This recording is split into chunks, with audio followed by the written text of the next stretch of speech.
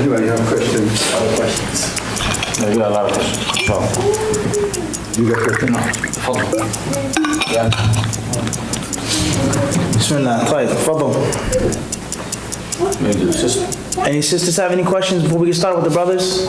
If any sisters have questions on or off the topic, you want to write them on an index card, text your husband or whatever, now is the time. Any questions from the sisters before we get started? Any questions from the brothers before we get started with the virtual disciples? Any questions on or off the topic? Hold on. There's a hadith, maybe you could... We have questions from any? Yeah. Let's take them before yours, Sheikh. We ride home together, huh? I'm going to ask you... Tafadal. I'm give you all the questions right now. Tafadal. One guy said, asked, how can I find my qualities and cultivate them for the sake of the deen? Next question was... We start off with that one. Bismillah ar-Rahman ar-Rahim. To keep things simple and basic, not to take too much time. How to find your qualities and cultivate them for the sake of Allah. We say is don't look for your qualities. Let your qualities look for you. Don't look for your talents or your strong points, but let them what? Let them look for you. As we always say, allow a situation to do what? Present itself. And then when it does present itself, you what? You take it. Bidnillah subhanahu wa ta'ala. That's all you have to do. The Prophet says, "I'malu fakullun muyassarun lima khuliqa lahu," aw kama qala alayhi salatu. He says, work deeds. Everyone is made and is going to be steered in the direction of that which is made easy for them. Muyassarun is going to come to you by the next subhanahu wa ta'ala. So all you have to do is take a few basic steps. Don't try too hard and allow the what? Situation to present itself. You have to be in the right place in the right time. Everybody understand this? So just experience a few things. Allahu Alam. I know me personally, there was times in which I never thought I would be overseas. I never thought I'd be a public speaker and things like this. Everybody understand this? But a lot of situations do what? Present itself. Everybody clear on this? People, they come and they say, Mufti mashallah, Mufti mashallah. One sister, she wrote an email. She said, you're eloquent in Arabic and in English. Honestly, I'm not saying this about myself. This is what she said. Would you believe me if I told you that I used to stutter terribly when I was a young child? I had a very bad stuttering problem. I never thought that somebody would say that I would be what? Eloquent in speech. You never know what's going to come to you, huh? You never know what? You never know what's going to come to you. You never knew that, Nafis, did you? Huh? You never knew that. I know you stutter. What, stutter? Yeah. Yeah, I'm talking about myself. You don't believe it, huh? Allah Akbar. You're like, no way, Mufti. Yeah. We have a new kunya, Abu Stutter. Double Dada man, huh? Sorry, at the end of the day, I'm trying to prove a point, Ikhwan, brothers and sisters. And that is what? Is that you never know what Allah has in store for you. Everybody understand this? You never know what Allah has in store for you. So first and foremost, ask Allah to give you your destiny, to make it easy for you, and most importantly, to make you pleased with it. To make you what? Pleased with it. If you have a dream, ask Allah to allow you to fulfill that dream and to have the courage to follow that dream. Because most people, they don't have the courage to follow their dream. They're too afraid. They're too scared. Everybody understand this? What the next man is going to say. My parents. And this is a very important concept for the Tulab al-Ilm, and that is pressure. Pressure. Your parents, everybody doesn't want their children to be a mawla, quote unquote. I want my son to be a doctor. You can know the Quran on the side. You can lead the masjid. You can put on your garment up top of your pants. But that's not what I want you to do. I want you to be poor in the masjid, teaching people Quran. I want you to be a doctor. But you want to be a doctor. You want to be a doctor of the Quran. But your mother wants you to be a doctor of abdan, of bodies.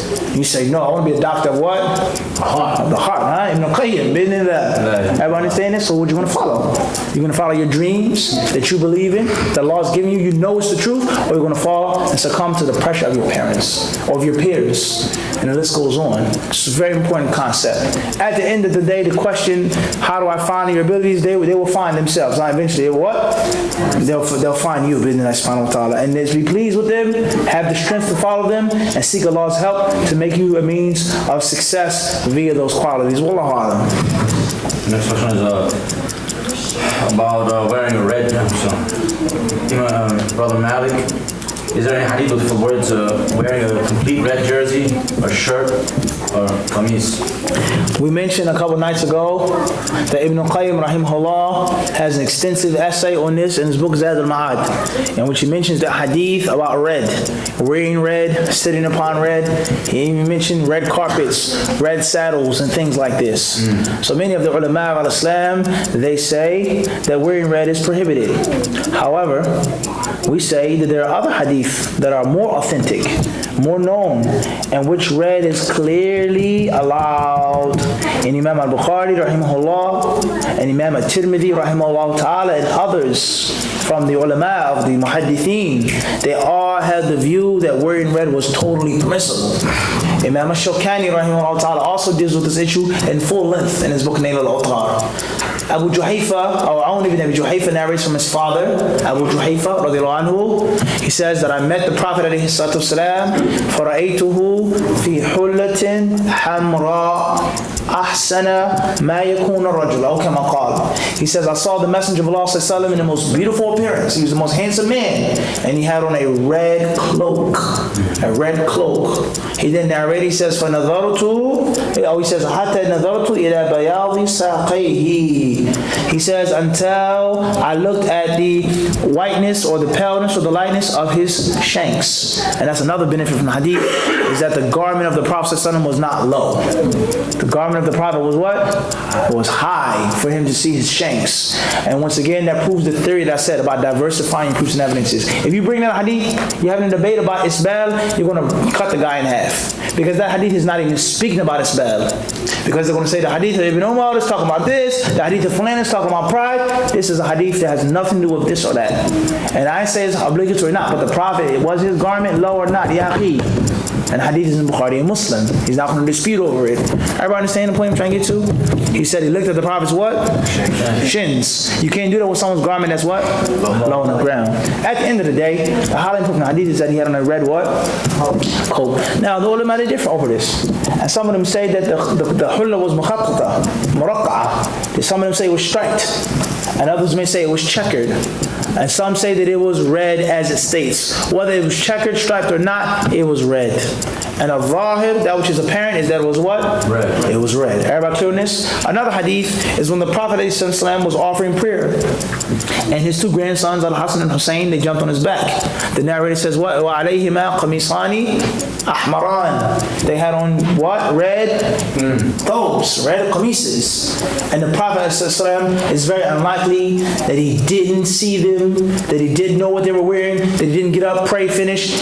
He says, I looked at them, فَلَمْ أَصْبِرْ. He says, I was impatient. I let them jump and play on my back. Everybody understands this? And many other hadiths which are more authentic, which are more known, is that wearing red for men is permissible. However, we say, is that a person, as I said the other night, I would never avoid for a man to wear all red from head to toe.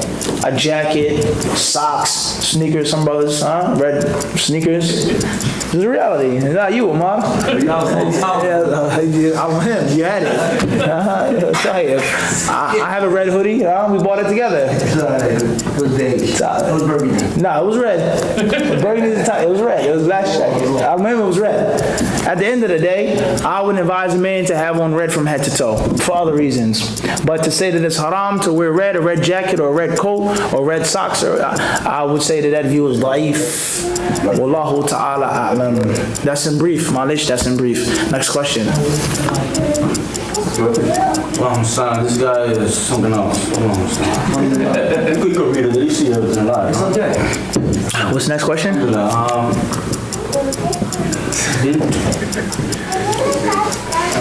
She put the name up. You don't have to read that shit. It is permissible to eat meat rare, medium rare, etc. Is slightly pink okay? We say what? Is that Allah subhanahu wa ta'ala, He has made meat permissible for His slaves. Rather, He has mentioned meat as a means of blessing. He brought up the favor of the animals. Subhanalladhi sakhara lana hadha wa ma kunna lahu muqrinin. How perfect is Allah who made these animals what? subservient for riding, drinking their milk, eating their what? Flesh. Allah, He mentions the Quran. Allah says, وَلَكُمْ فِيهَا, He says that you have what? You drink from their milk. وَمِنْهَا تَأْكُلُونَ وَعَلَيْهَا وَعَلَى الْفُلْكِ تُحْمَلُونَ. Allah says, and you're carried upon those animals. And there are many, many other ayats in the Quran. Al-Muhim, to keep things brief, is that Allah Azza wa Jal امتن بها على عباده. He mentioned these animals as a means of what? Blessings. So therefore, Allah subhanahu wa ta'ala, He specified certain animals that are not to be consumed. Allah specified the blood that pours forth, that rushes forth from the animal's veins, not to eat it, that it's unlawful, it's impure. Everybody understand this? As for that, the Prophet ﷺ, he did not specify. He didn't what? He didn't specify. Everybody understand this? Rather, we say, is a well-known custom of the Arabs, is that they would eat the hump of the camel without cooking it. They would make slices of the camel hump, whether it was the fat or the meat, without what? Cooking. Without cooking it. And that is why Jabir ibn Abdullah radiallahu anhu narrated that the last thing that the Prophet ﷺ did is that he would not make wudu from the fire that was touched by fire. In other words, we have the concept of meat that's touched by fire. Then we have the concept of camel flesh. The Prophet ﷺ says, make wudu for eating what? Flesh of camel. Just because the flesh of camel necessitates wudu doesn't mean that the flesh of the camel is cooked upon fire. Everybody understand this? So therefore, to eat meat that's a little rare or raw, if it isn't harmful to the body, there's nothing wrong with that. Rather, even if it was a little bit of blood left into the meat, or when you cut the chicken sometime, or you put it in a pot, the grease is too hot, some blood or product, that's permissible, that's fine. Everybody, the hadith of Ibn Umar,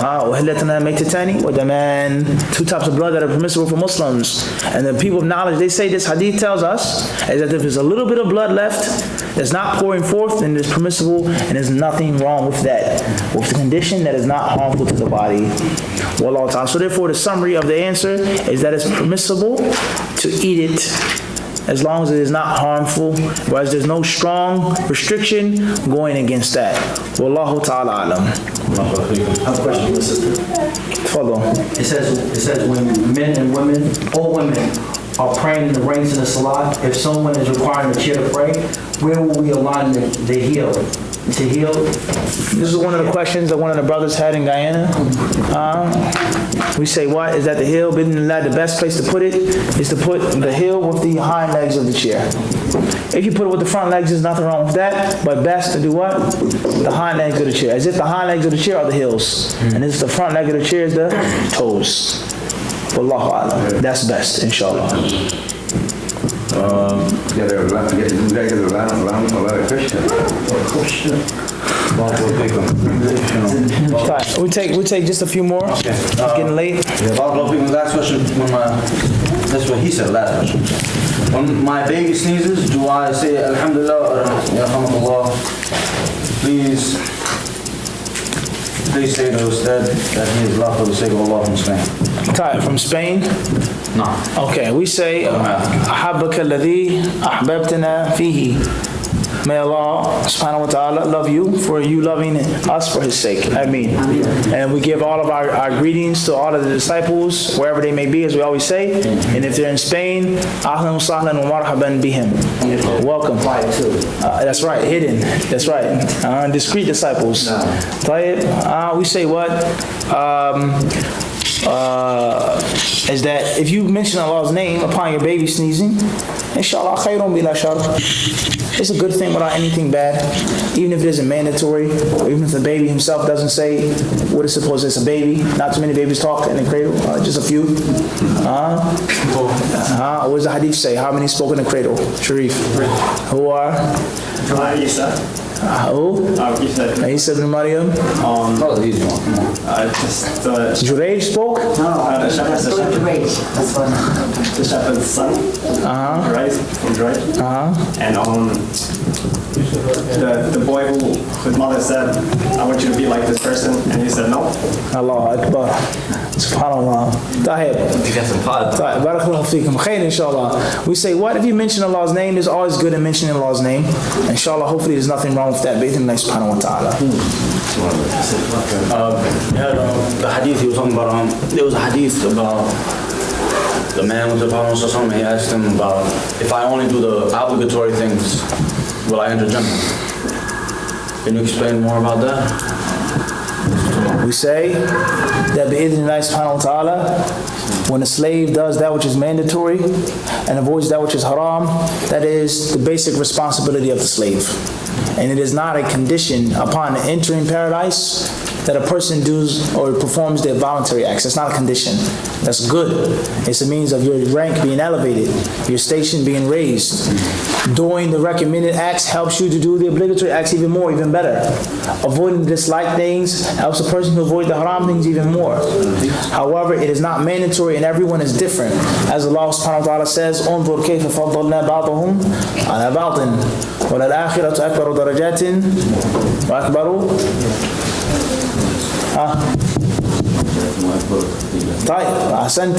Allah says, look how we give some precedence over others. And then thereafter, there'll be even more, even greater. There'll be even higher levels, If there's a class in the deen, the spiritual class, and thereafter is going to be what? Higher levels, palaces. Only Allah knows, Those are going to wish that they did extra recommended things. So therefore, Allah, He made His slaves in different levels. Some slaves with the ultimate desire to do more, some slaves with the desire to do what? The basics. Everybody understand this? So therefore, that's not a condition for entering paradise. Wallahu ta'ala alam. Sallallahu sallam mubarak ala abdihi wa rasulihi nabiyyina Muhammad. Yes, tomorrow morning. Yeah. Make an announcement for them. Tomorrow morning, inshallah, after Salat al-Fajr.